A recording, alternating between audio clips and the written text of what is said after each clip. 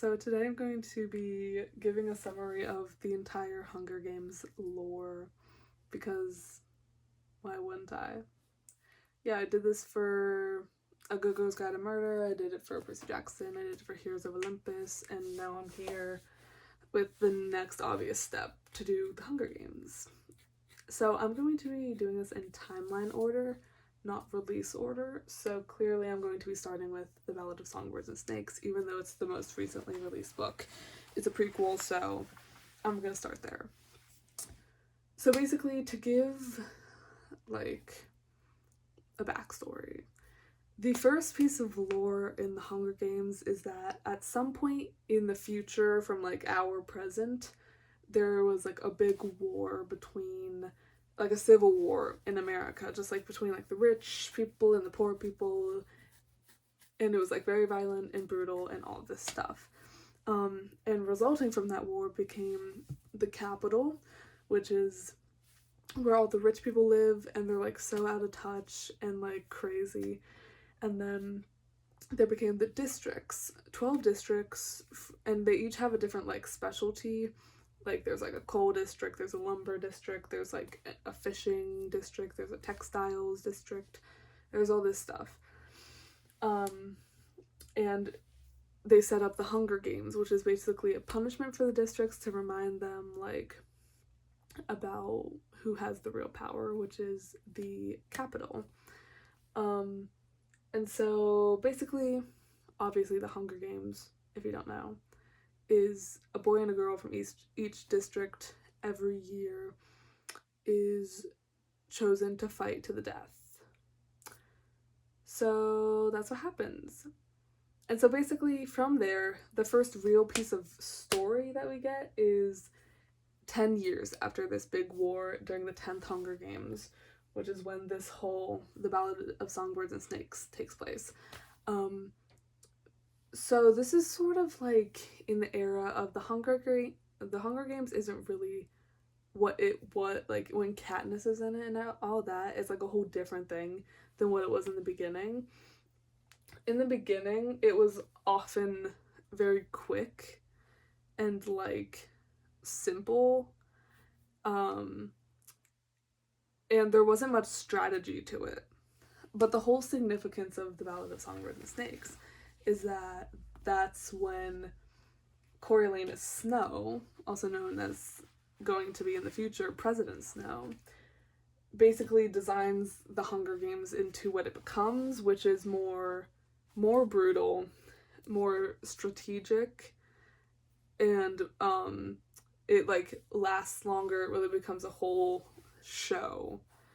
So yeah, basically, I'm not gonna talk about this book too much because I'm just gonna talk about the stuff that relates to, like, the Hunger Games trilogy. So what I'll say about this is Coriolanus Snow is this boy in the Capitol. He's poor. Him and his cousin live with their grandma. And Tigris is like, I don't want you to become like your father. Spoiler alert, he does. And so he becomes a mentor for the Hunger Games because at that point there weren't enough winners from each district to have the mentors be the past winners. So they had to have the students of the Capitol be the mentors. So Coriolanus and Sejanus are both students, and so they both become mentors. Sejanus is actually from District 2, so he has a very different perspective on all of this, and he is very anti-Hunger Games because he's from the districts. He just, like, happened to get moved to the Capitol, and so he escaped from it, but it's really rough. So yeah, that's that. And then Dr. Gall is, like, the headmaster of the school? Or, like, the runner of the games. Sort of like the mastermind, the psychopath behind it all. And then Lucky Flickerman, sort of not really necessary at all, but it does connect to the original trilogy because the Flickerman family keeps the role of being the presenter of the Hunger Games for many, many years. So yeah. So then, basically, okay, Coriolanus is trying to win the Plinth Prize, which is Sejanus's like dad, I think. He's trying to get money so that he can like go to school and like be successful.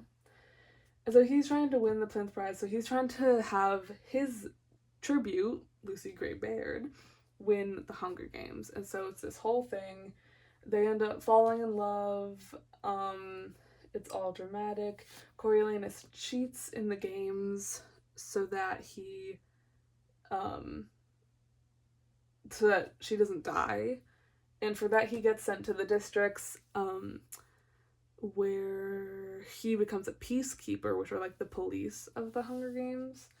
And so when he's a peacekeeper, that's when... Well, first of all, Lucy Gray Baird writes the Hanging Tree song, which becomes important later. And then he basically becomes a peacekeeper and then rats out Sejanus for something, and Sejanus ends up getting killed, and then Coriolanus and Lucy Gray are like, oh, we're gonna run away. And then they start running away, and Lucy's like, actually, maybe I don't like this guy. And so she says, I'm not made of sugar, I'm not gonna melt. And then she runs off, and he can't find her, and he has a freak out in the woods. And then she's gone to never return again, and he goes back, and he's lost it all. You know, he's lost Lucy Gray. He is basically the reason his best friend died. But he goes back, he gets sent back to the capital, and Dr. Gall is like, we actually want you to like run the Hunger Games and be like a big part of this, and we want you to go to the Capital University and all this stuff. And so that sort of, it's basically, the whole thing is just a setup for why Coriolanus became evil and became like the evil President Snow that we know from the original series. Yeah, and it sort of sets up like how the Hunger Games became what they later became in like Katniss's time. Because he's the reason they started doing like, what are they called? Like the donations? You know what I mean? He's the reason that people began to like in Katniss's era, they have a whole thing where like the tributes are introduced, and they want the capital people to like get to like have a favorite tribute and all this stuff. It really becomes like a betting thing, whereas back then it just became like they literally would just go in and they would get killed. But Coriolanus like set up like actual strategies that became later used by like everyone in the Hunger Games because he was really trying to win. So yeah, it's really interesting. But essentially, there's also this guy, I don't remember what his name is, Highbottom. His last name's Highbottom. And he's like one of the creators. Well, his dad and Highbottom made the Hunger Games.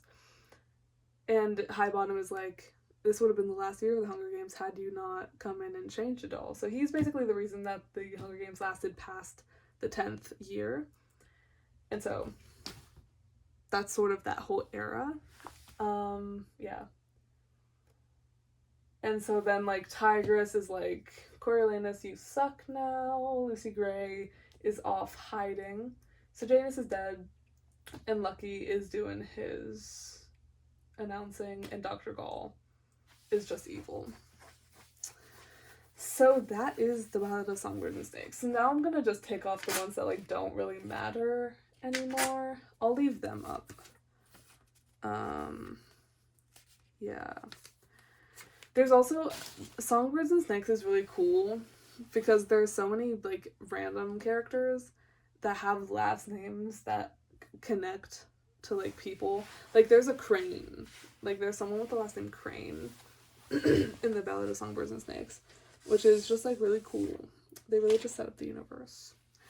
Anyway, now we're gonna move on to the Hunger Games, like the first movie, first book, the original one.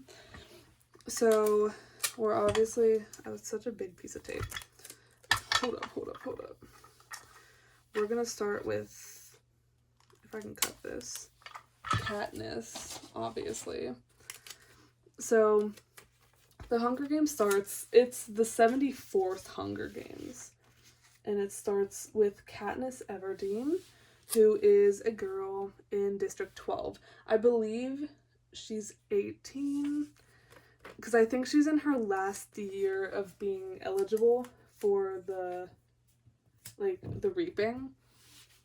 So it's like this whole thing, whatever. So she's out in the woods, she's trying to provide for her family because they're all poor in the districts and they can't eat. So she breaks out of like the barrier that's around District 12 to go and get food for her family. So wise of her. So yeah, she's basically providing for her family. She doesn't want her sister, Primrose Everdeen, to starve. So yeah, she goes back to her house. We basically are introduced to the fact that it's the reaping day, where that's essentially the day that the male and female tribute from each district are chosen to go into the Hunger Games. And so every 12 to 18-year-old girl and boy in the district, other than the ones that are rich and can like pay their way out of it, are put into the drawing. And then there's this whole other added thing where I'm pretty sure there's something with like you can put your name in like numerous more times to get food for your family. And so Katniss and her best friend Gale both do that because they're doing whatever they can to get food for their family. So Katniss and Gale are both in the reaping bowl, like I think it's like 80 times or something crazy like that. Prim is in there once.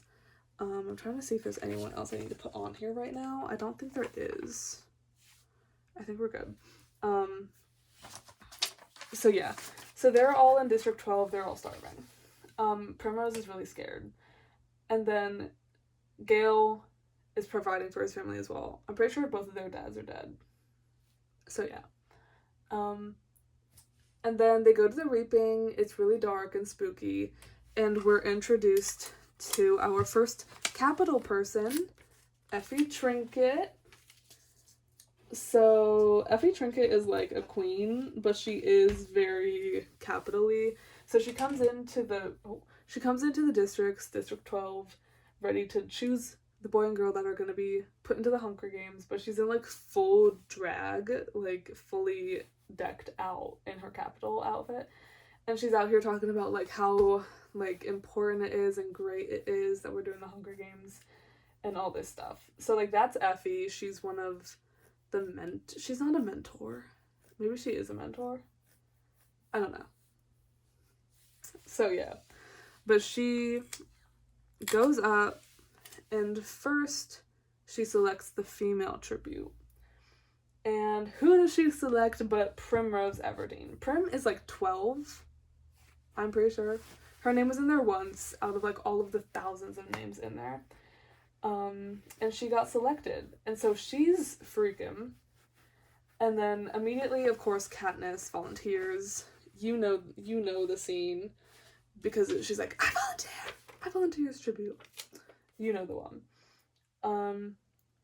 And so everyone's like, oh my gosh, Katniss is going in it. Effie goes, I bet that's your sister. And Katniss is like, yeah. And so Katniss is our first female tribute, and then Effie selects the male tribute, and who is it but Peeta Mellark, who at that point is just like, he doesn't say anything, he's just like freaking out, obviously. So yeah, that's the whole reaping scene. And then from there, Katniss and Peeta are quickly swept off to the train to the capital.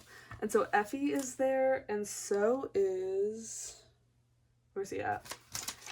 Haymitch Abernathy, who at this point is the only surviving tribute from District 12, because Lucy Gray, who is the like only other winner from District 12, is presumed dead, but like missing at this point. She could be alive out in the woods somewhere. It's only, she would be like 80 something. She could be out there.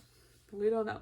Well, there's also this whole theory that Lucy Gray, there's this other side character in this world named Greasy Say. There's also some like random other like older women who they're like, maybe that's Lucy Gray in disguise. So she could be there. There's also theories that like Katniss is a descendant of Lucy Gray. There's also a lot of theories that Katniss is a descendant of Sejamus, who I already took off. Yeah. There's a lot of theories about who Katniss might be a descendant of, but that's for another day. So, this is basically our crew going to the Capitol. We got Katniss, Peeta, Effie, and Haymitch. And Katniss is so mad, obviously doesn't want to be there. She's angry. Peeta is just like scared. Effie is like celebrating. She's like, oh, this is gonna be so great. And Haymitch is drunk, and he's basically of no help to them. Like, they're both like, how do we win? And Haymitch is like, don't die. And Katniss gets really mad at him about that. So they're immediately at odds. And then they drive into the Capitol, and everyone's like waving at them, and it's like, everyone's like, oh my gosh, the tributes. Peeta's immediately waving at them, and Katniss is like, oh, how could you be waving at them? And Haymitch tells her, like, see, he's gonna win himself the games, because that's how you win, is by, like, kissing up to the Capitol people. And so, that's the tea. Then we're introduced to all of, hold on. We're introduced to all of the tributes from this games. So in the Hunger Games, there's like this whole idea of the, what's it called? Oh my god. It's like the elite pack of people. I forget what they call them, but they have like a name. The careers, that's what it means. Or that's what they're called. They have the careers. So I'm going to separate them. So up here, I'm going to put the people who are not the careers. I guess I'll also put Caesar Flickerman up here now. Caesar Flickerman is the new announcer, who is obviously like a descendant of Lucky Flickerman. So we got Thresh, who is from District 11, I think, who is not a career, and Rue, who is also from District 11, who is not a career. Then we have Glimmer, who is a career. I don't know what district she's from, but she's one of them. She's one of the careers. And then we've got Clove. Oh, we got Clove, who's a career. We got Cato, who's a career. Wait, no, I was about to say Cato and Glimmer are siblings, but that's definitely not true at all. Then we got Marvel. Marvel is maybe not a career. I don't think he is. I'm gonna put him up here. Marvel's not one. And then we got Foxface. And so obviously there's like a ton of tributes. There's 24, but these are just like the significant ones. So it's all of them, and then Katniss and Peeta, and then a bunch of other random ones who probably like died at the cornucopia. And so they all get like introduced at this huge ceremony. It's all this stuff. They're immediately trying to get like money and stuff. And then we get Cinna. Cinna is a Capitol person, and he is the stylist of Katniss. I don't think he's Peeta's stylist. I think he's just Katniss's. So we'll put him right there. But he basically like makes the image of Katniss, and he's sort of like her one friend in the Capitol. And so all this stuff happens. Basically, they go through all this training where all of the careers are like showing off all their talents and stuff. Foxface is like really good at plants. Marvel's really good at spears. Thresh is really good at like physical combat. Rue, kind of, I don't know, she just sort of like flies under the radar, but she's like good at stuff. But yeah. And then Katniss shows off her bow and arrow work. Peeta shows off his painting skills. Peeta, I forgot to mention this. He's from a family of bakers, so he can also lift heavy stuff because he can lift flour. So he's got lots of talents. Also, I should mention at some point Katniss has a flashback of Peeta. At some point, I guess Peeta, he's from District 12, but he's one of the richer families. He's not rich. He's less poor than the rest of them because he's a baker. And so there was one night where Katniss was like laying in the street starving, and Peeta got a piece of bread and like threw it at her. Which sounds crazy, but like showing her kindness, because that's how Peeta is. So yeah, that's what they're doing. So they go through the training. It's really great. They're all trying to get like their people to donate to them and stuff. And they're trying to get, well, Katniss is so against it. Like, she doesn't want to like fake it till she makes it. She just wants to like get it over with. And Haymitch is like, that's not how you play the game, girl. It's really not. And so then they have, I don't remember which one of these happens first, but I think next is when they have their like training assessment, which is basically like they all get assessed on whatever skill they want to show, and then they get a number as to like how good they are like physically. And so like a lot of whether people will vote for them to win or not is based on that number. So that's like one aspect of it. And so like all the careers get all these high numbers and stuff. Peeta gets like, I don't know what it's out of. It's not out of 10. I think it's like out of 15 or something. Peeta gets a bad number. Katniss gets a really good number. Like maybe like the highest score ever or something. And so like that's huge. You know, that's huge. Wait, did I put, I didn't. I gotta put Seneca Crane up here. Seneca Crane is the creator of the 74th Hunger Games. So he's like the mastermind behind it all. And so basically she does a whole thing where she shoots, like she's trying to do, like in her evaluation thing, she's trying to do her bow and arrow skills and show them. But Seneca Crane and the rest of the bougie capital people are like ignoring her. And so she shoots, she like misses them, but she like shoots an apple or something right next to them to like prove a point that like she's talented and that they should pay attention to her. And so she thinks that she really like made them mad and like they're gonna give her a bad score, but she impressed them and she got a good score. So it's all that.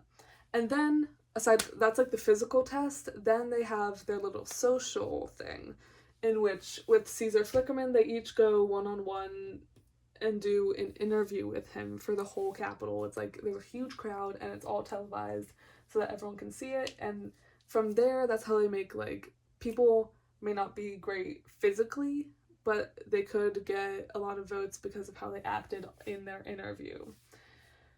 And so basically they all are trying to be like great for the camera and all this stuff. Katniss goes and she's just like talking about I don't know what she talks about. It's basically all of their interviews are just like don't matter, and like because of what Peeta does. Peeta goes out there and basically, since he got a bad score in his physical assessment, him and Haymitch, unbeknown to the audience and to Katniss, devised a plan to get Peeta and Katniss some solid votes. So Peeta basically goes out there and Caesar's talking to him and they're like making small talk and all this stuff. And then Caesar's like, what did you think? Or he's like, do you have a girl back home or something? And Peeta's like, there is this one girl. It's just a shame because, you know, oh wait, I forget how it goes, but Caesar's like, you know, like, are you gonna win the games and go home to her? And Peeta's like, well, it's a shame because she came here with me. Basically, you know, implying them two. Which at this point, like, isn't true. But, like, he's saying it for the audience, but he's, like, not actually lying. Like, Peeta does like Katniss. But Katniss gets so mad because she thinks that he's just, like, lying for the camera. and all this stuff, and she freaks out, and Haymitch is like, girl, he's getting you votes, like, chill. And so basically that's the whole, like, pre-games thing. So people are like, Katniss is super strong, and Katniss and Peeta are like the star-crossed lovers, like they're the duo, all this stuff. And then there's the careers who are super strong, there's like Thresh and Rue who are sort of an alliance, and then Foxface and Marvel who are just sort of like on their own. So then they go into the games. The games are really long. At the cornucopia, most of the people die. None of these people, but the most of the other unnamed tributes all die. And then, so like the careers go off, and shockingly, Peeta is with them. Weird. They're like, Katniss sees them, but she's hiding because like they would kill her. But she's like, why is Peeta with them? Traitor. Yeah. And so, pretty early onto the games, Katniss is up in a tree. And the careers and Peeta are at the bottom of the tree. It's a really high tree. And so they start trying to climb the tree to get to Katniss so they can kill her. All this stuff. It's very dramatic. And then basically, they're all like, you know, just give it up. Just like, we'll wait her out. She can't stay up there forever. So they go to sleep at the bottom of the tree. Next morning, they wake up. Katniss is still in the tree. And Katniss looks over. She hears some rustling, and she sees Rue in the tree next to her. And Rue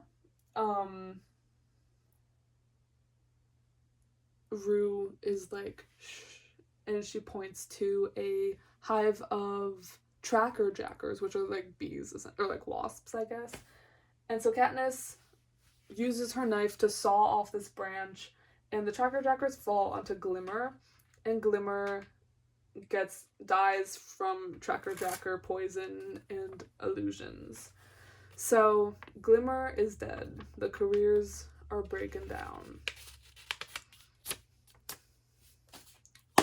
Moving on. Who dies next? Next, we get to... Katniss is still on her own. Peeta's still off with the careers. And at some point, she meets back up with Rue. And her and Rue make an alliance, of course. Because why wouldn't she? And she just thinks Rue is so sweet. And Rue is so sweet.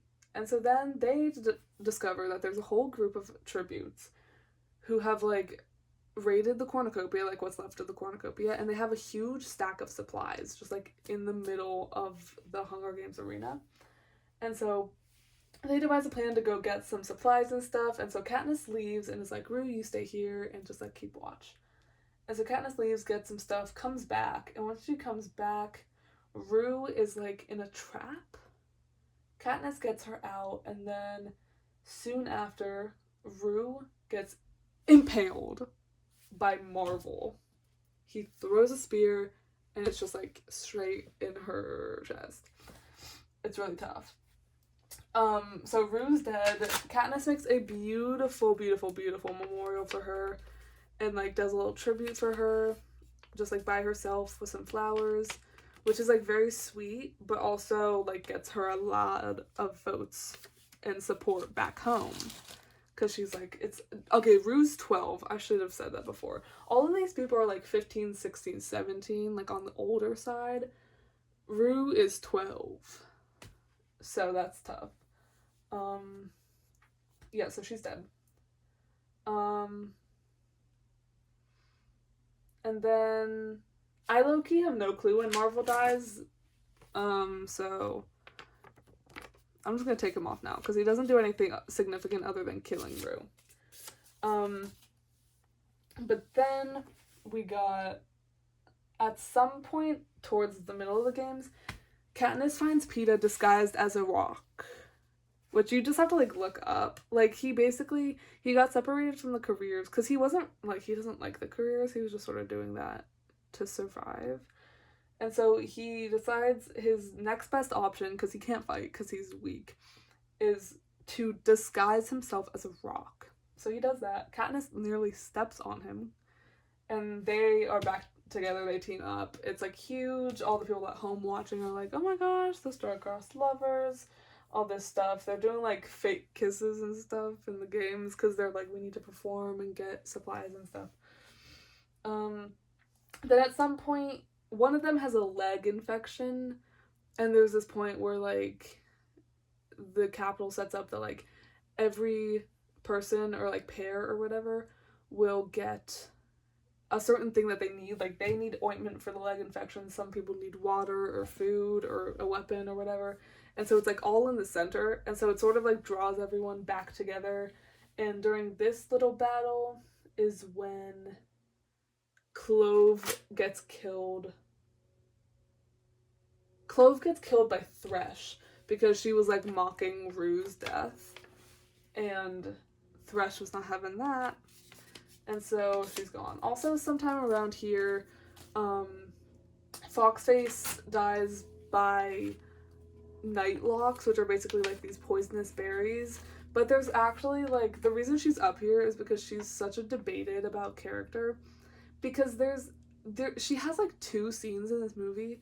The one scene where she dies by eating the Nightlocks, and the one in the beginning of the movie where she's clearly showing that her best skill is her knowledge of plants.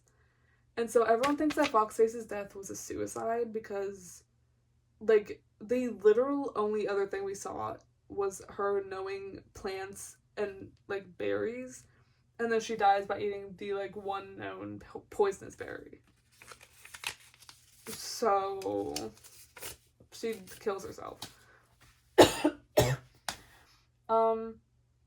And then wait, there was something else I was gonna say. At some point during the games, towards the end, when Katniss and Peeta are like getting really close to the end, they announce a rule change where 2 tributes from the same district this year are like suddenly allowed to win. Because they want, like, the Capitol wants the people all watching to have like a fun storyline. They know that if one of them dies, everyone's gonna be so mad. So they're making them think that Katniss and Peeta are gonna like win together. It's gonna be a huge thing. At some point, Thresh dies. He dies protecting one of them. I'm pretty sure. He also, when he kills Clove, he spares Katniss's life. Like for Rue, you know, very sweet. So yeah. Then basically it's down to Katniss, Peeta, and Cato. Cato's by far the most physically strong. So they're like battling it out on top of the cornucopia. It's nighttime. It's really dramatic. The final like challenge of the Hunger Games is all of these dogs, like these mutts, are sent in at them, and they each have the literal eyes of all of the dead tributes. So like Katniss looks at one of them and like sees Rue's eyes, and it's so scary. But basically Cato dies. They like stab his hand and he like falls into the pit of mutts. And so like Katniss and Peeta survive, and they think they're like, we won. Like we just won the games and we won it together, which is like never happened. There's never been 2 winners. But then like the sun rises, and as soon as the sun rises, they announce that there actually can't be 2 winners, because that would defeat the point of the games. And so they are like, and I remember in the book, it doesn't happen in the movie, but in the book, Peeta is fully telling Katniss to kill him, and Katniss is like considering it. But in the movie, they find these Nightlock berries, that the ones that killed Foxface. They have the Nightlock berries, and they're fully about to just like poison themselves together, like Romeo and Juliet style, because they're not gonna get their winner. They either have both of us or neither of us. All this stuff, and as soon right before they eat the berries, the announcer comes on and is like, stop, you win. Please celebrate the winners of the 74th annual Hunger Games. And so they both win, and that's sort of the end of the movie. They're able to like go home, and they're like this huge thing now. There's big drama between Katniss and Gale, because Gale wanted to be Katniss's little boo, but now she's with Peeta, but she's like, it's not real, it's all this stuff. And that's sort of it. And then at some point, Seneca Crane does in fact get killed by President Snow, who at this point is an old, decrepit man. But he's just like trying to keep his power for like everything he got. And so he kills Seneca Crane because Seneca Crane allowed for 2 tributes to win, and that's a big no-no. So Seneca's dead now. And that's the end of the first movie. Moving on to the second movie, which is by far the best. If you can't tell, hold up. I got a poster of it right there. I adore Hunger Games Catching Fire. It's one of, like, I'm not even kidding, it's one of the best movies ever made. And I'm gonna explain why now. I simply have to take some things off this board. It's a wall. But I just can't. They all come back, though. I guess I'll take off Caesar and Lucky. Know that Caesar sticks around. He stays the announcer until, like, the literal very end. And remember that Lucky was there, too. I'll just take them off. Alright. So now, see, this movie introduces a whole new cast of characters, but we can't get into it right at the beginning. So basically, Catching Fire starts with Katniss in the woods again, and it's basically just saying that she has PTSD from the Hunger Games. She's like hunting deer, and she has like a flashback to Marvel killing Rue. It's like a whole thing. So Katniss has PTSD, point blank period. So does Peeta. They're both struggling, but they both have like houses now. Like they're both sort of rich because they like when you win the Hunger Games, you're like set up for life, and so them and their families are kind of chilling, but they're both deeply traumatized. So now they have to go on this like victory tour around each district, which is meant to be like a nationalism, like celebrating our country and the Hunger Games. But obviously it's not taken that way because, like, you're going around all the districts where all of their people died and y'all survived. It's a whole thing. And so basically they have to go around and give these, like, super fake speeches. And, like, they go to District 11 where Thresh and Rue are from, and Katniss sees Rue's whole family standing there. And, like, they're all crying, and she's like, this is literally, like, horrible. This is, like, the worst thing that could ever happen. And additionally, in District 11, when they're speaking, a man in the crowd does the little Hunger Games, do, do, do, do, you know? And, which is, like, the symbol of, like, it's what they do when people get selected for the Hunger Games. It's not like a District 12 thing. It's like all of the districts do this to sort of show the Hunger Games is not a privilege. We're saying like good luck and we respect you, but like this sucks. But it's now become sort of a revolutionary sign because now that Katniss and Peeta have both won and Katniss is who she is, there's sort of a revolution. Because Katniss also has her symbol, the Mockingjay, which is like the little pin that she wore during the first games. And so Katniss has sort of become like the symbol of a district revolution. So in their little victory stop at District 11, that man does his little do-do-do-do. And then a bunch of people do it, and then they get all dragged up. Katniss and Peeta get ushered away, but right before they get ushered out, Katniss sees the man and a few other men who were, like, sort of doing the same thing of, like, this revolutionary symbol, getting shot. Like, they all got killed for what they did. So it's really, like, amped up in this movie. Like, there's people rebelling against the Capitol, and the Capitol's fighting back harshly. And so they do that whole victory tour. It's really not a fun time. And then they get back home. At some point in the beginning, Katniss and Gale kiss. And it's the worst part of the movie. I skip it, honestly. Yeah. And so then They're all sitting in their mansions now. And so it's like this whole victory tour has happened, and it's been basically a year since the last Hunger Games. So it's coming the time to do the 75th annual reaping ceremony.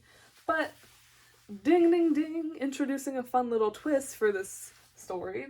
Every 25 years of the Hunger Games, there is what we call a quarter quell. Crazy.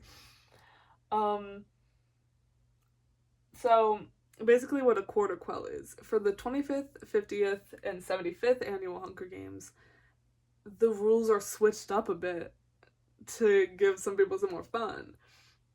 So basically, like, the 25th, I don't want to mix this up. The 25th Hunger Games, I'm pretty sure the whole twist was that instead of the tributes being randomly chosen, they were, like, voted in by their district, which is horrible. So, like, it was the people everyone wanted to die got voted in. And then for the 50th annual Hunger Games, which is the one that Haymitch won, there were double the amount of tributes. So there were 2 boys and 2 girls taken from each district, and Haymitch beat them all. Anyway, go off. And so for the 75th annual Hunger Games, they're like, what can we do? And so there's a little, like, TV program. Like, it's not quite the Reaping Day yet, but they're doing a little, like, broadcast announcing what the new twist is going to be. And so everyone's, like, snuggled up in their homes. They're all waiting to see what it's going to be. And they essentially, President Snow, he goes up and he announces that this year all the tributes are going to be selected from the existing pool of winners. Which is huge. It's huge. Basically meaning that Katniss, Peeta, and Haymitch are the ones up to be the tribute. So Katniss is going into the Hunger Games again. There's no doubt about it because there's no other female winners. And then it's like, is Peeta or Haymitch going to be selected to go in? It's really crazy, guys. So Katniss immediately has a freak out, obviously, because she knows that she's about to go back into the Hunger Games and is probably going to die because she's going against all of these other people who have already won their Hunger Games. So they're, like, the most, like, fit people in the country. They're the most, like, smart, like, all of this stuff.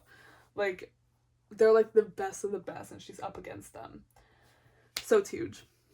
So next, cut to Reaping Day. Actually, no. Before Reaping Day, Katniss goes to Haymitch and is like, if they select Peeta, you need to volunteer in his place. Because Peeta can't be going back in there. And, actually, Haymitch says something actually kind of crazy.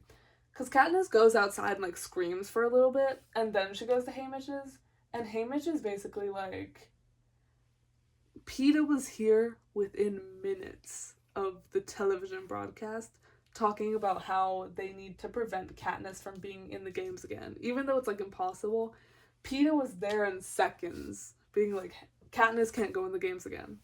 And he's like, you don't deserve this, boy. Which is so funny because it's true. Anyway.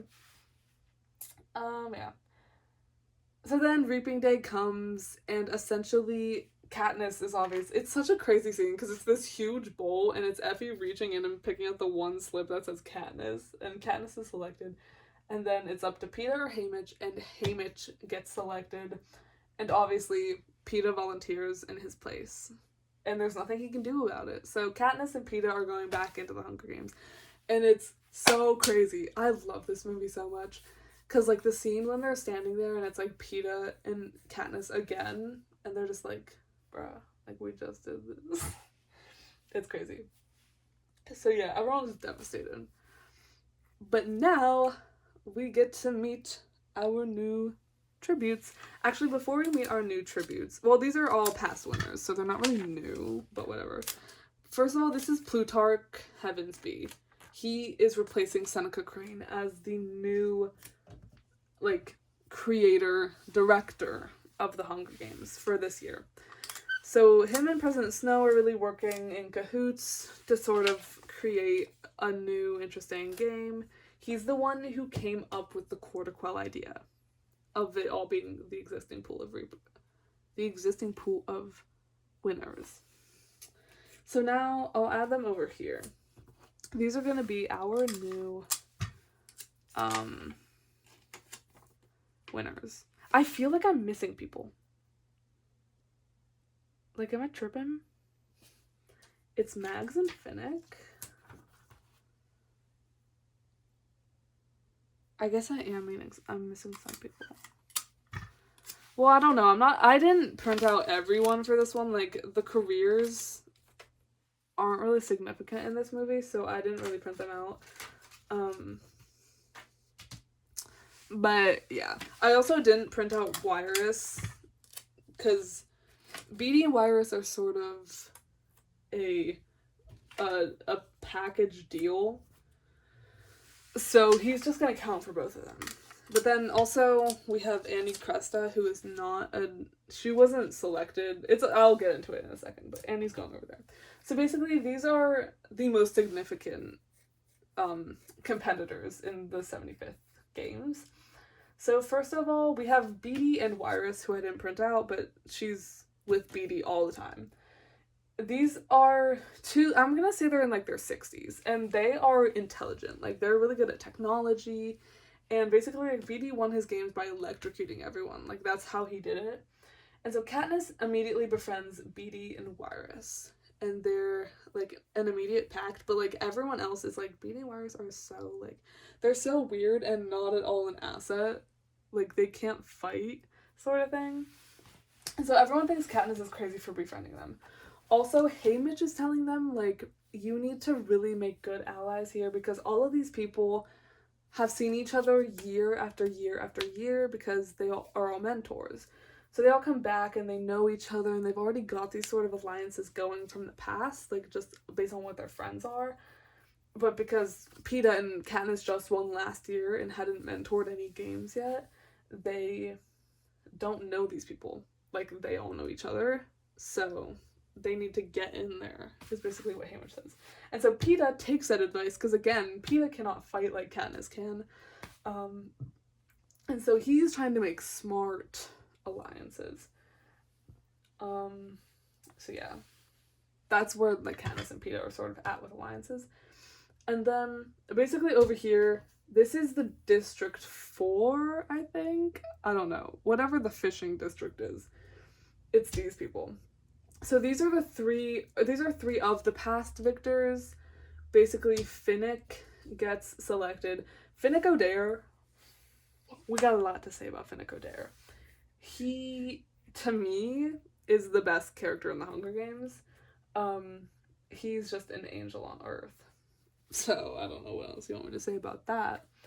But he's really talented with a trident, and he, like, at that point was the youngest ever winner of the Hunger Games. Like, I think he was 14 when he won his games, because the arena was like a water-based thing, so he like crushed when he was 14. And so like he's super impressive, and he's still pretty young, so like he's still like fit and like can fight, you know.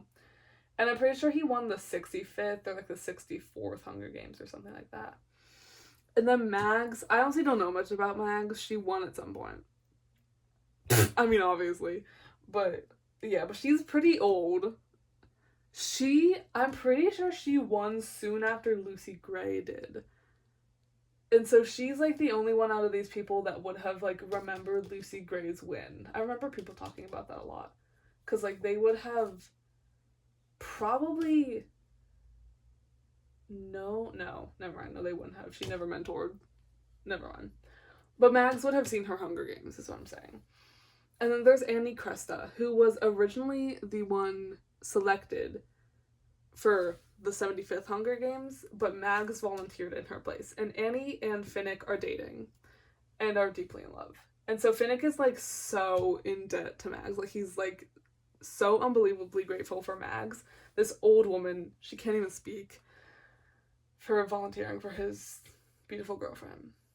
So yeah, that's the whole thing. And then there's Joanna Mason, who's from the Lumber District, maybe like District 7 or something. And She is everything. Finnick and Joanna are the best characters, and that's why this movie's so good. But Joanna is just like, she's very much like Katniss. They're very much the same, but Katniss is more like of a good heart. Joanna has an evil heart, but she's kind. Like, she's not like evil, but she will go out and be calling Beatty and Wirus, like she will be vocalizing that she hates them, you know? So yeah, that's sort of our group. And so Katniss is befriending Beetee and Wirus. I don't remember who Peeta made alliances with. It might have been, there's two twins that won at some point, and so they got voted back in, but they were like on morphine, like they were very drugged out. I think he befriended them. He might have befriended someone. Katniss also befriended Mags. And so everyone's like, Katniss, you're befriending like the old people. Like, we need you to get good alliances. But she's not. But Peeta's getting some people. But yeah. Oh my god, this movie's so good. There's just so many layers. The thing is, watching it once isn't enough. You gotta like go back and see it again, because there's like stuff that's revealed at the end that you gotta go back and look at. And so there's stuff I want to talk about now, but I want to do this in like the order that's revealed in the movie. And so I'll wait. But yeah.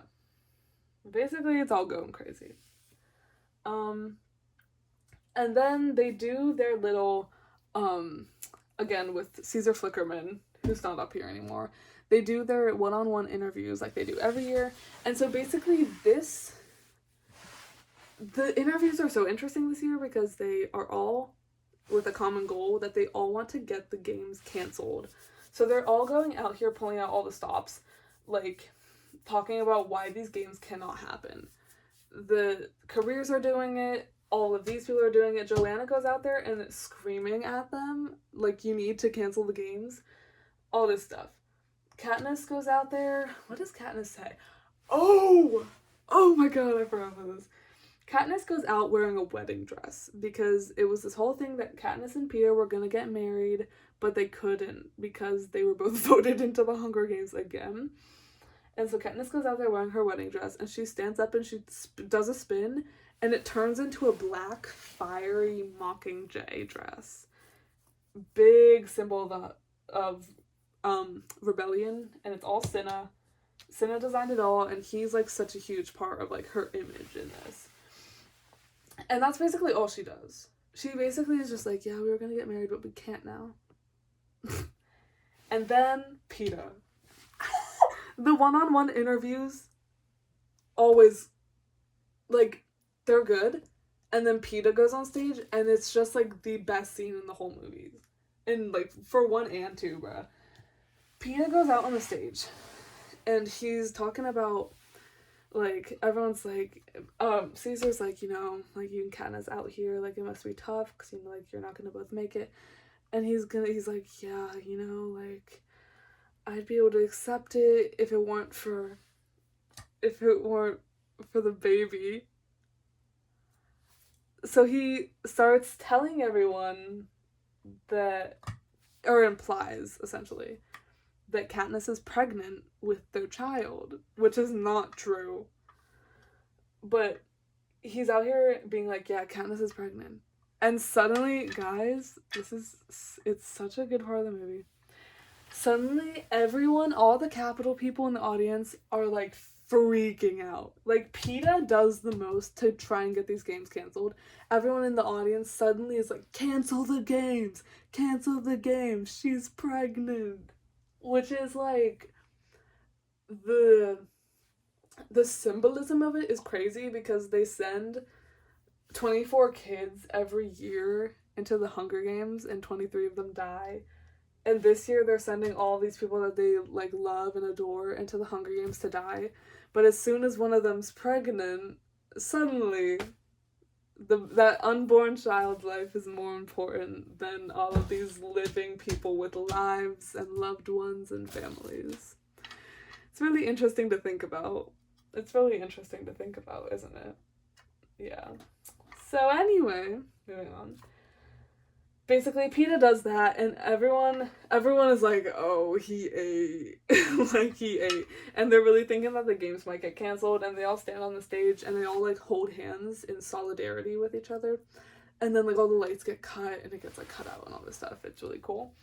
And then essentially the games don't get canceled, but like he did a good try.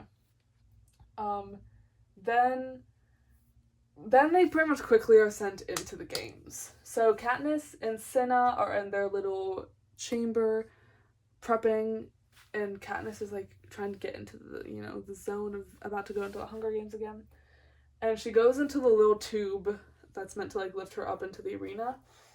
And so she's in there, she's like trapped, she's going up, and suddenly a bunch of peacekeepers come in. Cinna's still in there. Cinna, who designed her little Mockingjay dress, and they beat him to death.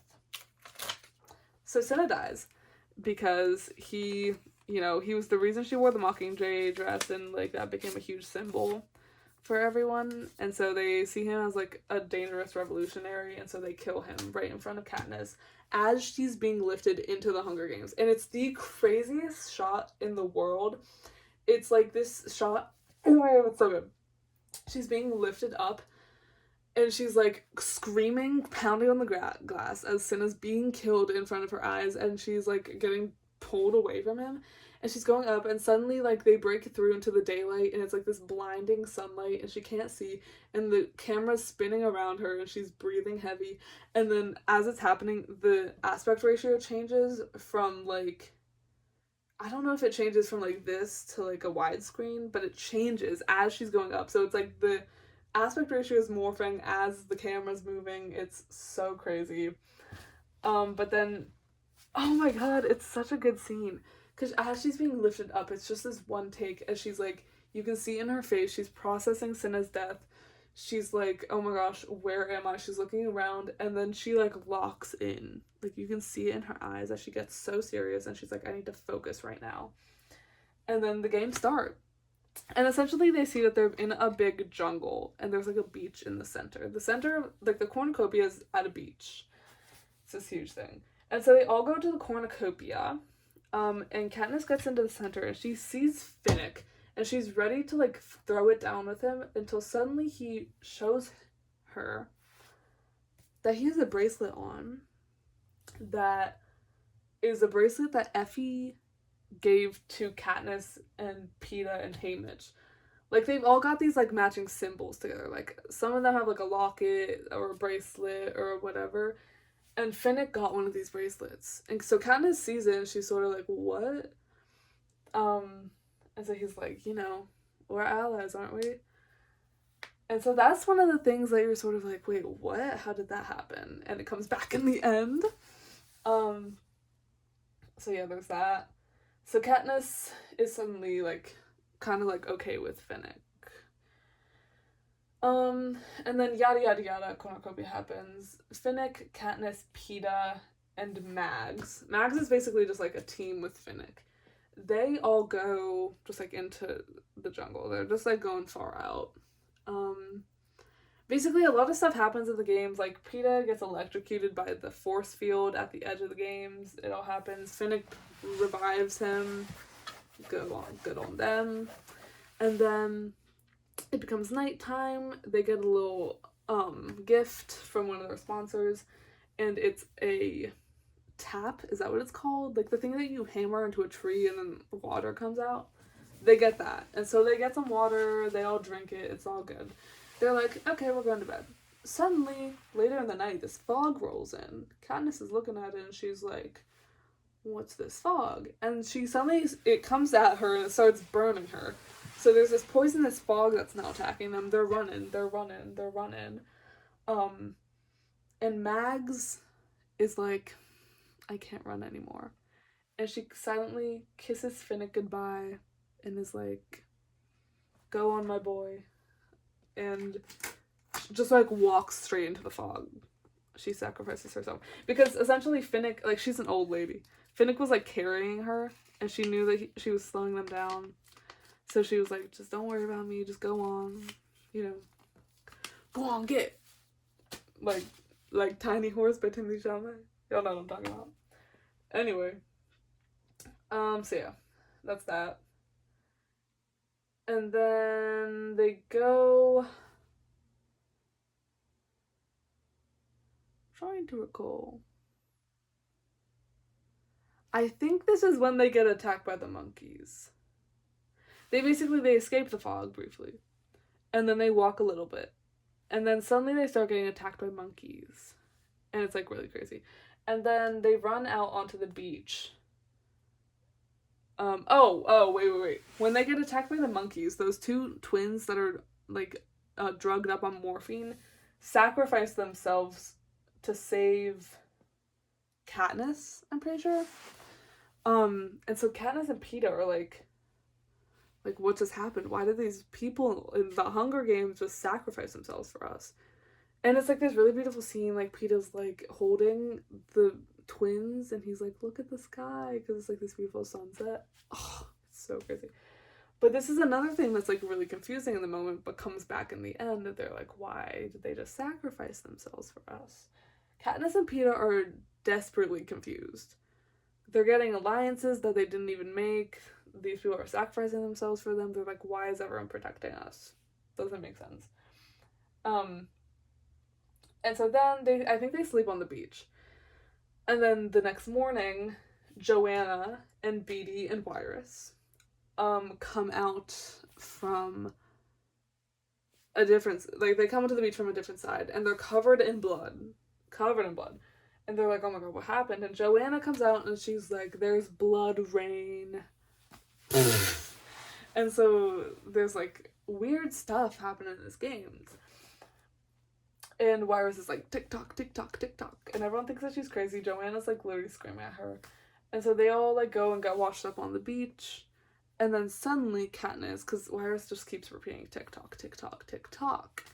And suddenly Katniss is like, wait. Maybe tick tock is right.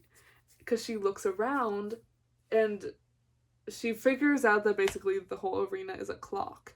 And that all of these weird things, the monkeys, the poisonous fog, this tsunami that happens, the blood rain, all of it happens at a certain hour. And it happens within a specific like sector of the piece of the pie of the arena.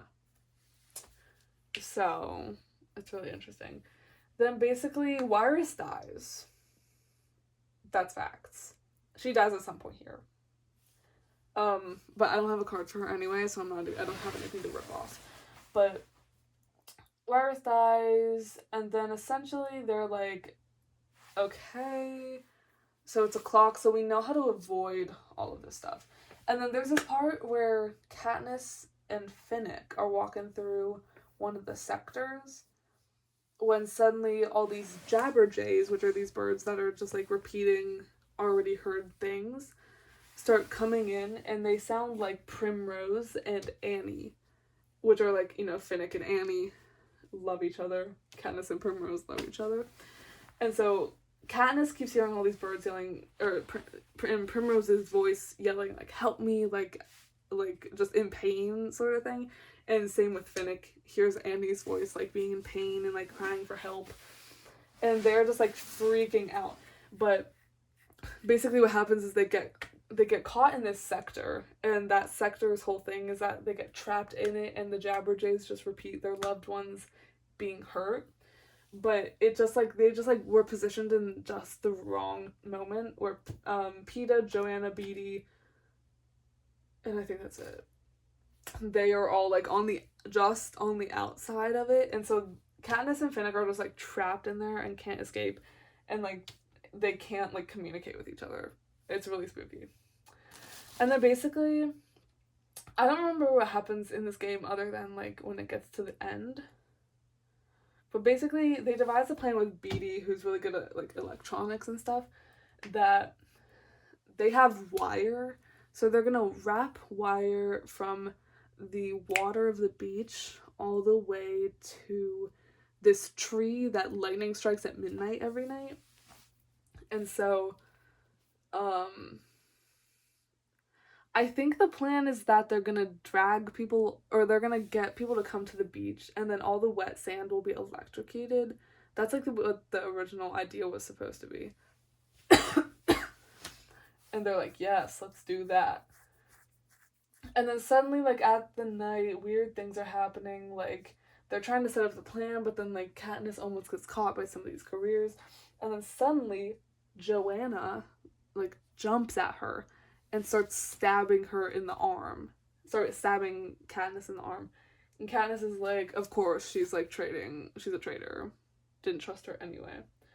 But basically what quickly she realizes is that Joanna's taking the tracker out of Katniss's arm.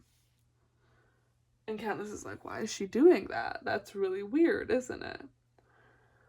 But yeah, she did that.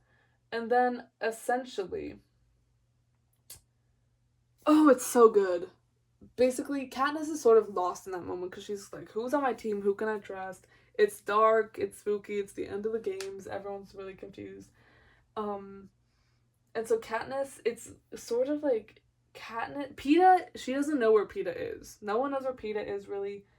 Beetee is not there presently, but he's like in his position to do the whole plan with the wire and the water and the beach and the lightning. And then Joanna, Katniss thinks, has like gone to the career side. Like, she thinks Joanna traded on her. And then Katniss sees Finnick. And at this point, Katniss, what she's supposed to do is have her bow and arrow and shoot it at the lightning that's about to strike the tree so that the beach gets electrocuted. But Katniss pulls her bow and arrow and is pointing it at Finnick because she like doesn't know what's going on at this point. And Finnick says the line, hold on. Finnick says to her, remember who the enemy is. Right? Yeah. Which, in that moment, she realizes the enemy isn't Finnick, the enemy is the Capitol. So she quickly changes the course of her bow and arrow and points it at the sky and at the dome of the games, right? Because the games are basically, like, built in a simulation. Like, they're in a physical place, but it's, like, a dome still. It's just got, like, basically, like, LEDs that are, like, portraying the sky. But there's actual, like, metal and, like, mechanics, like, covering them. It just looks like the sky from the inside. So she shoots it up at the sky, and basically it breaks the whole Hunger Games arena, which has, like, never happened before. And so she gets electrocuted, essentially, and then she sort of wakes up as she's being airlifted out. And so she thinks she's being lifted out by the Capitol people, all this stuff, obviously. But then she gets to the top, and she sees Haymitch, Plutarch, and I think Finnick. Yeah. She sees them up there. And she's like, what a weird array of people, right? Basically, in the end, it's all revealed that Plutarch is actually on the revolutionary side.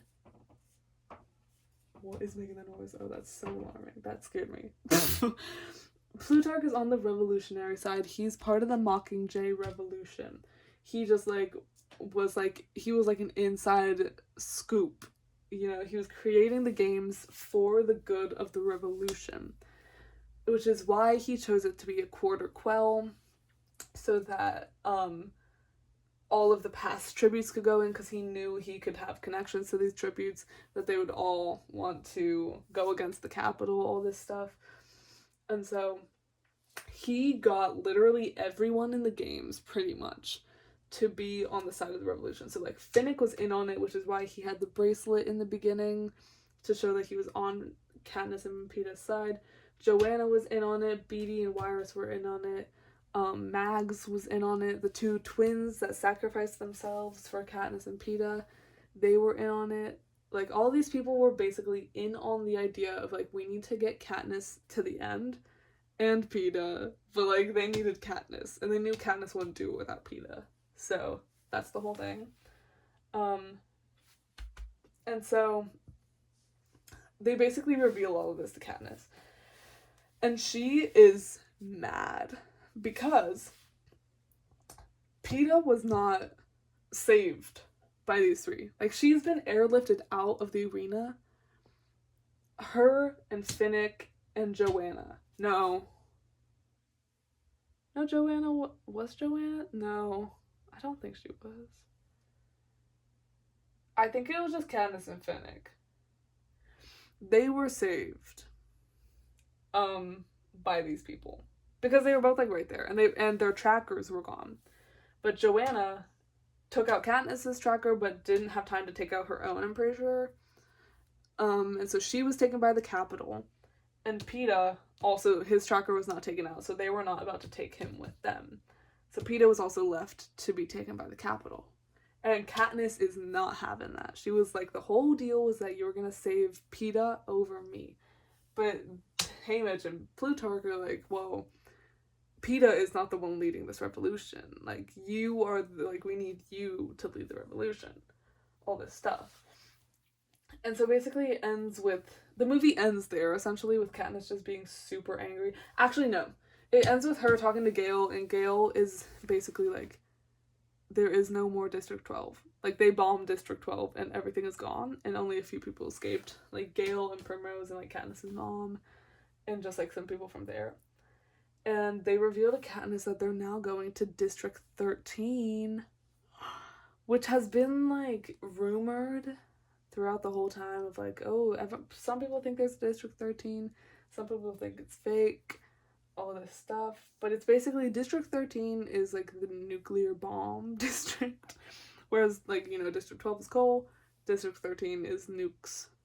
So, they're going to District 13. And this, technically, we don't meet her in this movie, but we might as well just put up President Coin, who is the leader of District 13. And so that's the end of Catching Fire. And this movie is so good because the characters are all, like, the dynamics between the characters are so interesting, and also just the whole gag of, like, everyone's in on it, but Katniss and Peeta don't know, and it's only revealed at the end that everyone's in on it is so good. So yeah. It's really good. And then for Mockingjay, I gotta be honest, don't remember a lot of these movies, so I'm just gonna go sort of overarching plot. So yeah. Mockingjay Part 1 is essentially, there's two things. Katniss is trying to get Peeta back from the Capitol, because he's trapped there. And then it's also them trying to get Katniss to be the Mockingjay symbol, and to, like, lead this revolution. Which she doesn't want to do without Peeta. Because she thinks it's, like, fake, and, like, she's not having it. And so that's essentially the base of this movie. She's having nightmares. Finnick consoles her. I'm trying to remember the movie. At some point, Peeta is on TV, because he's in the Capitol, right? So the Capitol's using him as propaganda. He looks terrible. He's like skin and bones. Because they haven't been feeding him, because he's trapped in a dungeon. Like, genuinely, he's trapped in a dungeon. And so he's doing this interview, and Katniss is like so distraught, because he looks terrible. She knows that they're torturing him. And so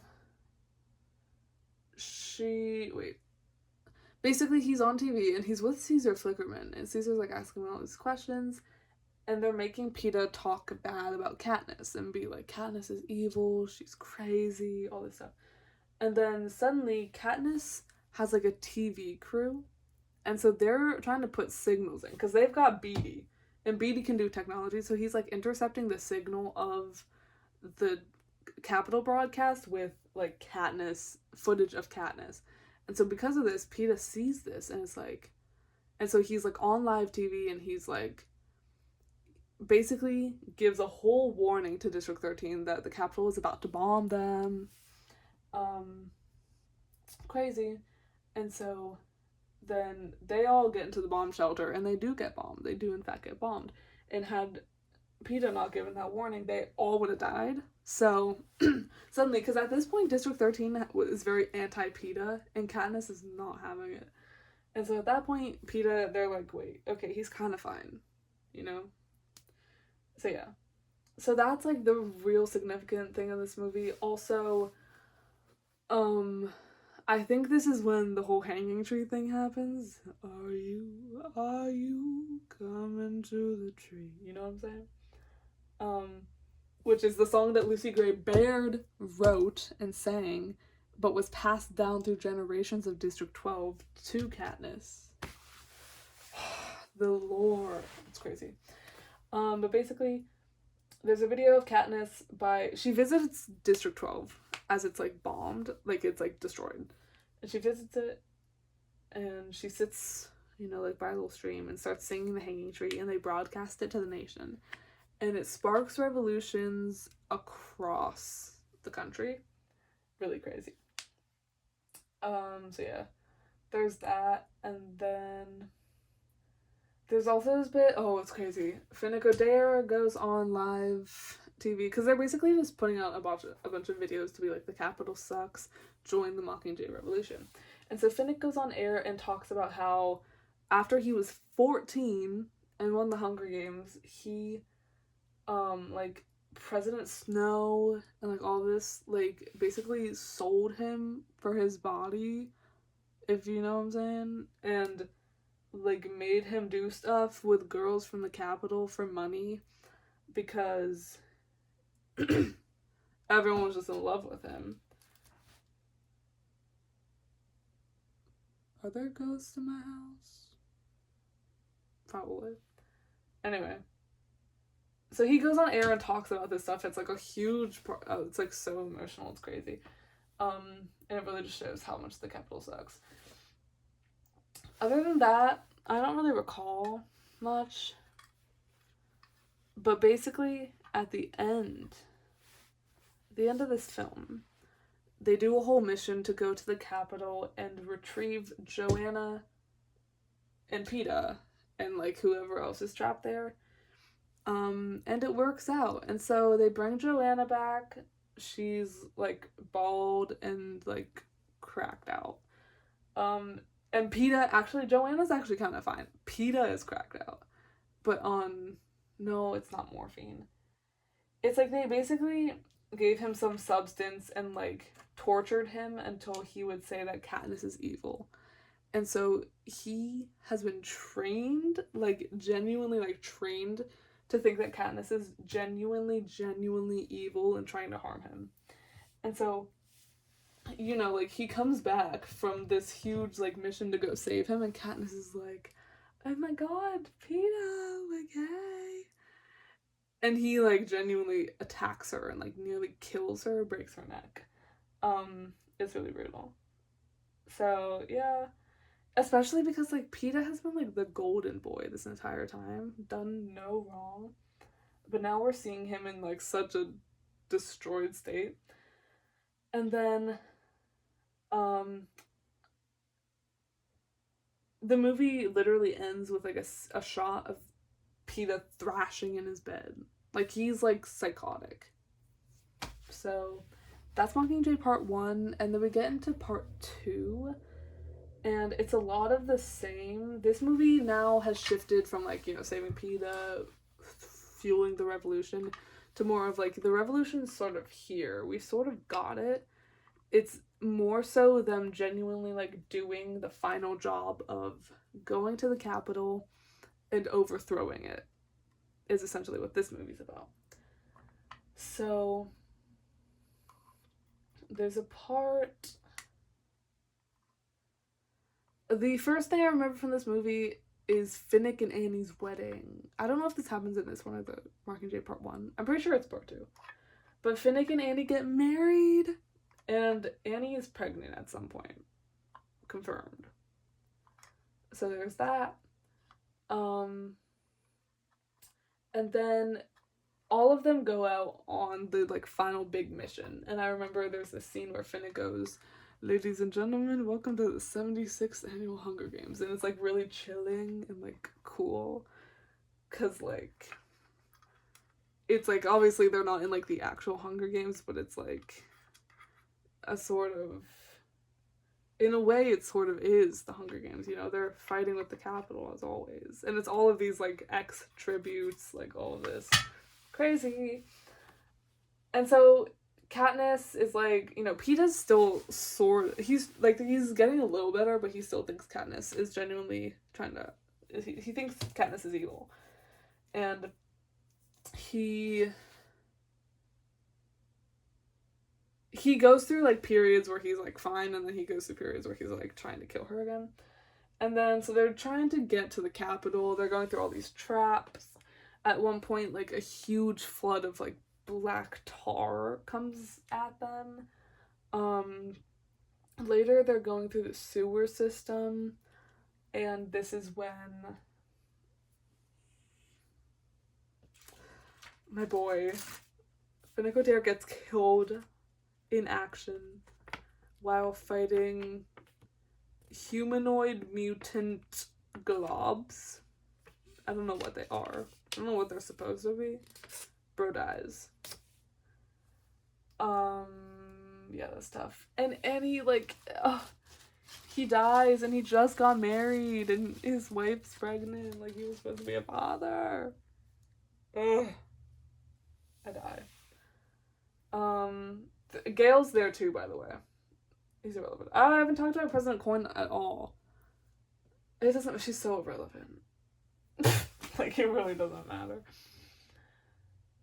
So he gets killed in the sewer. And then eventually they get to the Capitol. And so Katniss and Gale are undercover in the Capitol. No! Before they go out undercover in the Capitol, they meet Tigress Snow.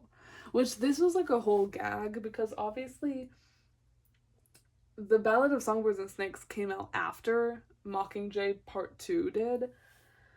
And so Tigress Snow was introduced as this character in this movie who's in like one scene. And she's like this really like mysterious, has full like plastic surgery to look like a tiger. Like it's like a tattooed like stripe sort of vibe. And so they meet Tigress, and Tigress is like this, it's like she's one of the Capitol people, you know, she's got all the plastic surgery and all the glitz and glam and all this stuff, but she's helping out the revolutionaries, and she lives in poverty. And so it's like, at this point they think her name's just Tigress, and so at this point like she's just like this character. But the Ballad of Songbirds and Snakes comes out, and suddenly Tigress is President Snow's cousin, who in the beginning they were so close, they were like all each other had. And the thing is, we don't see the jump between Tigress being like, you look just like your father, to Choreo. Jump from that to her being like in the slums of the Capitol, being like all alone and just like with this plastic surgery. And it's just like, we're meant to assume that like Coriolanus just left her, like at best just left her to fend for herself, if not had her like expelled to the outskirts of the Capitol. You know what I mean? So that's the whole gag. We see Tigress again, which is crazy. And then they make it to the Capitol. Katniss and Gale go out, and they're like, everyone's sort of evacuating the Capitol. They've gone into like panic mode because they know that the revolutionaries are coming. Like Paul Revere, the British are coming, you know? So there's that. And then I don't remember what happens in between that and sort of, I'm trying to remember. There's just like a big fight. Is there? I don't remember. But sort of after everything dies down, maybe, Katniss finds Primrose, and Primrose is out here helping a bunch of the Capitol children, because they're all like, you know, wait, oh my god. This is so crazy. Basically, they get all the Capitol children, like, they're all, like, picking up children and passing them to the front, because they're like, we're gonna keep our children here, they're safe here, they're safe here. And Primrose is with them. She's, like, watching them, she's giving them, like, medical aid. And then, suddenly, like, in the Hunger Games, how they have, like, the donations from the, sponsors, those come like flying down at the kids, and they're like gonna give them medical aid and like candy or whatever. And they're from capital ships, and like they all drop down. They all explode. And Primrose is dead. R.I.P. girl. Like, craziest death ever. And like the way that they sent them down to the children and had them all explode, like all the children died. Like all the children of the capital died.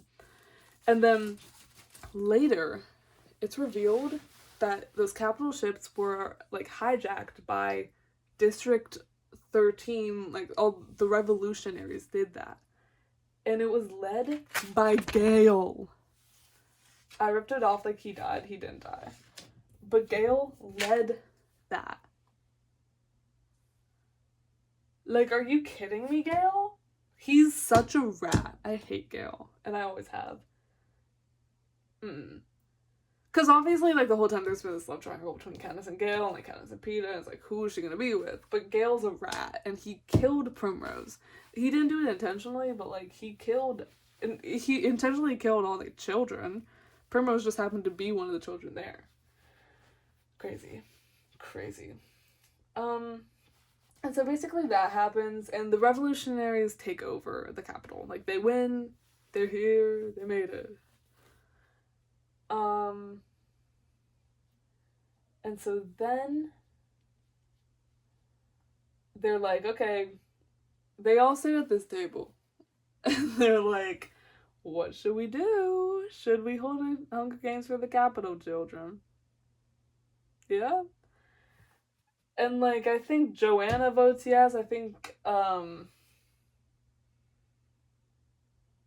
certain people vote yes. But Katniss votes no, and Haymitch looks at her based on her choice and votes no with her. Haymitch is so sweet. Anyway. Because... Wait, no, that's not what happened. That's not what happened. Okay. Joanna votes yes. We should hold a Hunger Games with the capital children. Katniss also votes yes on the terms that she gets to kill President Snow. Haymitch agrees with that and is like, that's like, Katniss as a person would obviously not choose to have a Hunger Games again. No matter whose children it is, like whether it's the Capital's children or not, she would not do that. Haymitch knows that, and so he's like, whatever she's doing, she's got a plan, so I'm just gonna agree with her. And it's great. Peeta votes no. That's what happens. Peeta's like, obviously no. Because Peeta doesn't even have it in him to lie for a second. It's great. And then Katniss is like, they're like, yes, Katniss, you can kill President Snow. And so it's this huge ceremony. He's like at the end of this like genuinely like mile-long walkway. So she walks the whole way up. She's in a sleigh outfit. And she has her little bow, her big bow actually, like ready to shoot. And President Coin is like giving this whole speech about how, like, you know, the end of President Snow, like, you know, we'll have a new era, and she's like taken over his spot. And Katniss just like looks at her and is like, like, it's happening again. Like, it's just gonna happen again, and then President Coin will have a Hunger Games with the Capital's children, and then someone else will come in, and then there will be another Hunger Games with other children, and it's like all this stuff. So Katniss takes her bow, and she's like pointing it at President Snow, and she moves it and she shoots President Coin. Boom, dead. And it's like such a good moment. Because she's like, I see the patterns, they're starting again, and I won't be here for it. And so then, right after that, the mob gets him. He still dies. He just doesn't die but because of Katniss. And so obviously, like, that's the whole plan she had. Like, Haymitch was trusting her. He was like, I know she's gonna do something right. And she did. She killed both of them. Period. So yeah. And then that's sort of like the climax of the movie. And then it sort of ends with, Katniss and Peeta go home to District 12. And then Katniss goes to her house and she finds Prim's cat and is like, she's dead, she's not coming home. It's really emotional. And then Katniss and Peeta finally are able to have peace. Like, they have, like, a moment together. And they're like, you know, it's just, like, them alone in District 12, because it's, like, destroyed. And so then there's, like, an epilogue of sorts. Probably, like, 5 years later, maybe? I don't know. Basically, cut off all connection with Gale. Gale hasn't been spoken to since he dropped bombs on Primrose. And then Katniss and Peeta have, like, 3 kids. They're all, like, little babies. Well, one of them's, like, a toddler, I'd say.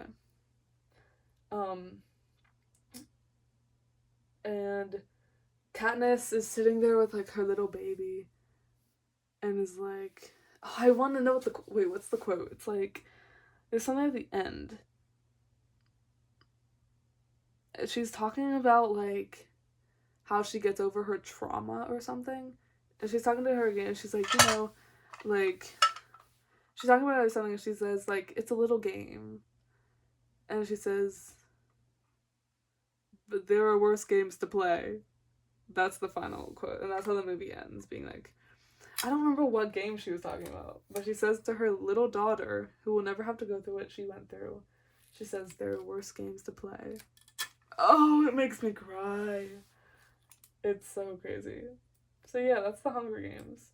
So obviously I sped through Mockingjay, but, like, it's really, like, the first 2 movies are so, and even, like, Ballad of Songbirds and Snakes is so, like, action-packed with, like, it's very, like, stimulating, like, with, like, it's like stuff happens and it happens and it happens and it all pays off immediately. But with Mockingjay, it's a very drawn out, like, singular mission, which is just, like, them trying to get to the capital.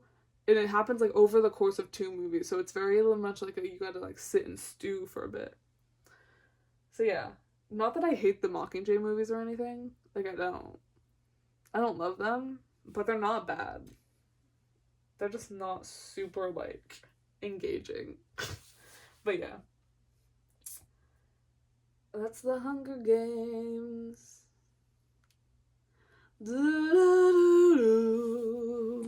Thanks for watching.